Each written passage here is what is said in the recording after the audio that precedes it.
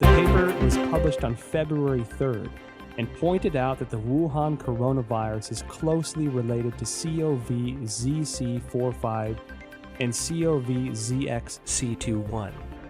Hard to see a protein is 100% identical when the virus jumps species. And so that was suggesting maybe the virus could be generated with a reverse engineer process. Meaning the new virus is much more virulent. This is a big problem. And it is not clear if the vaccine will cover this mutation. Time will tell.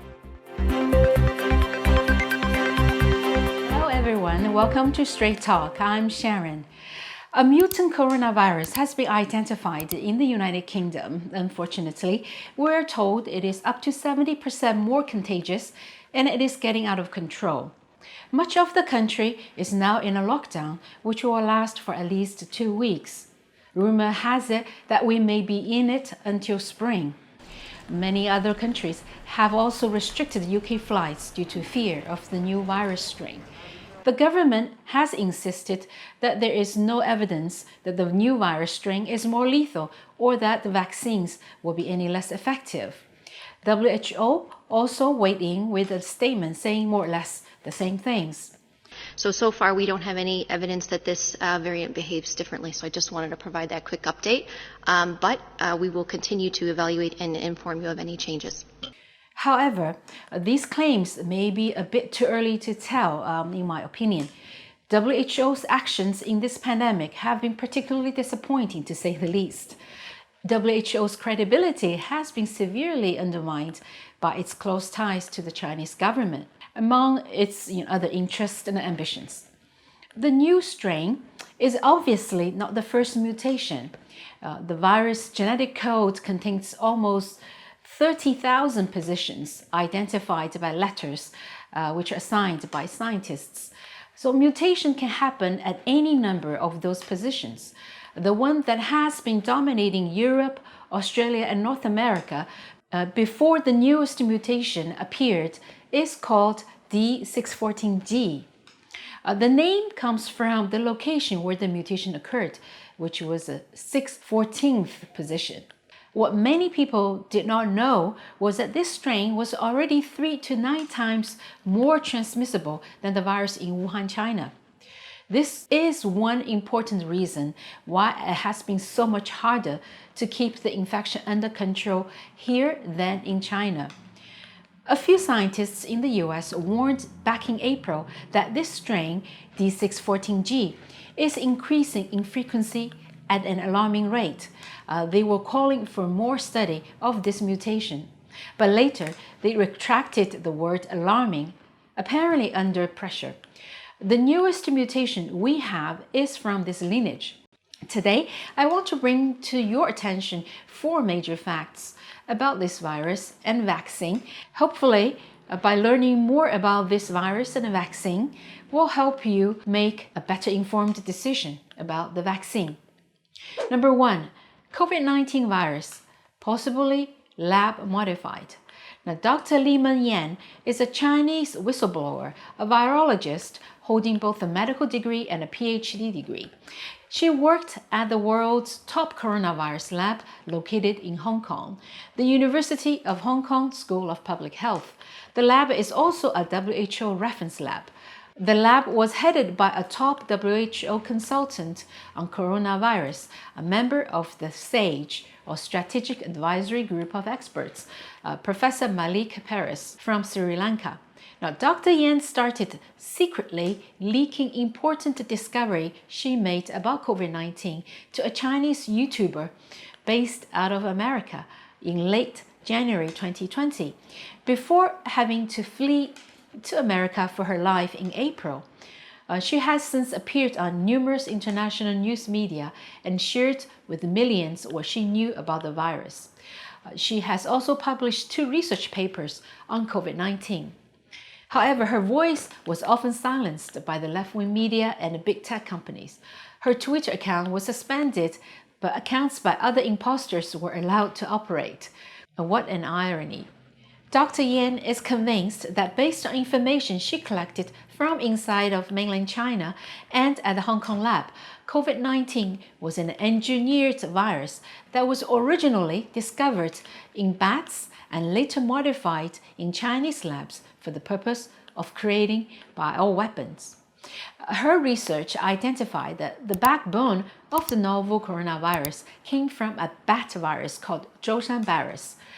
The scientific name is ZC45 and ZXC21. This virus is owned by the People's Liberation Army. In one of her 2 papers published in America, Dr. Yan showed how the virus could have been conveniently created in a lab over the course of 6 months. A few months ago, the Epoch Times published an investigative report on origins of the virus. The report discovered that the E protein of the virus exhibited 100% similarity with the original bat virus. The Fudan University submitted a joint paper to Nature. The paper was published on February 3rd and pointed out that the Wuhan coronavirus is closely related to CoV-ZC45 and CoV-ZXC21, 2 viruses sampled from bats in Zhoushan by the People's Liberation Army. The Wuhan coronavirus has an 89.1% nucleotide similarity to the CoV-ZC45 virus and even exhibits 100% amino acid similarity in the NSP7 and E proteins. Dr. Sharon Ling, former lab director of the viral disease branch at Walter Reed Army Institute of Research, said that it is impossible for proteins to stay 100% identical when virus jumps species. He thinks the virus could be generated with a reverse engineering process. A virus often jumps from its initial animal carrier to an intermediate host species first before it goes on to humans.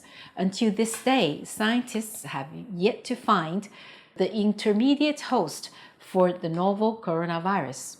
This seems to echo Dr. Yan's allegation. Fox News White House reporter John Roberts reported on 2nd of May in a tweet that a senior intelligence source told him there is agreement among most of the 17 intelligence agencies that COVID-19 originated in the Wuhan lab.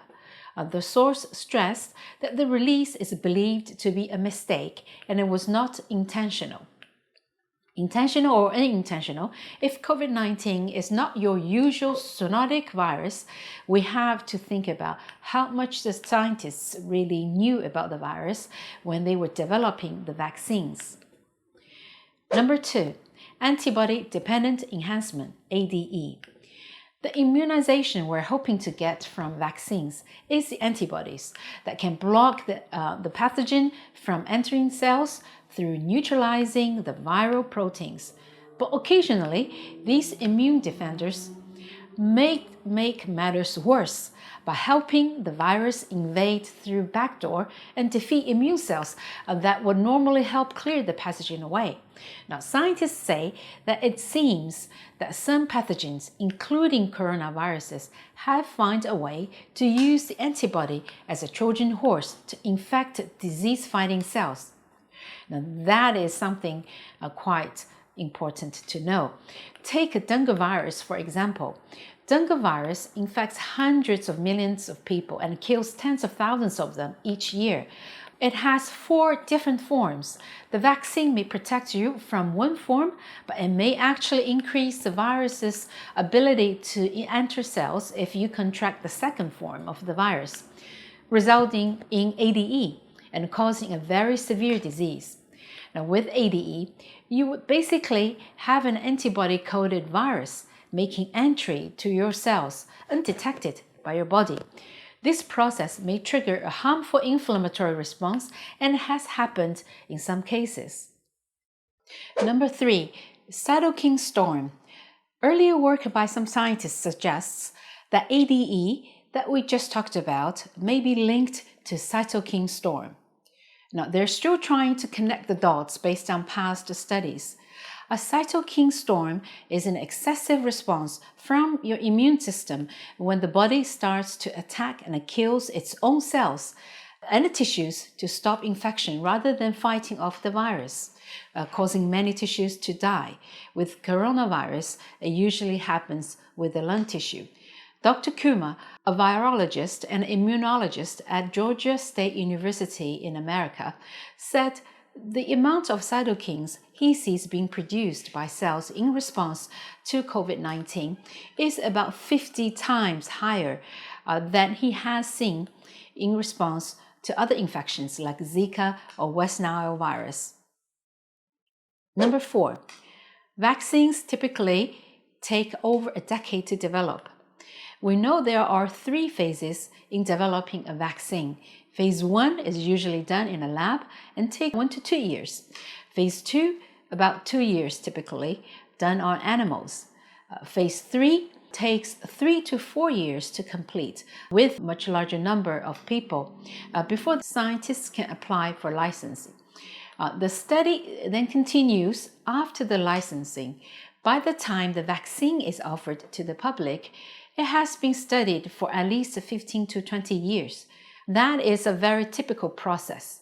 And also by the time the vaccine is offered to the public, it costs about $1 billion or more already. Now, many companies never reach this stage. We, however, have quite a few companies finishing all 3 stages and offering the vaccines to the public in under a year. So there you go. Whether or not to take the vaccine is a personal choice, as long as you know what you're getting into. We hope and pray that the vaccines work beautifully. But equally importantly, we need China to tell us what exactly caused the outbreak and where the virus came from in order to improve our understanding and response to the outbreak. Regardless of your decision on the vaccines, it is always a good idea to take good care of yourself by doing regular exercises or meditation, resting and eating well, be kind to each other, and look after each other. Let's not stress each other out. All right, this is it for today. I hope you have enjoyed the video. And if you have, please do subscribe and turn on the notification for future episodes. Thank you for watching and see you next time.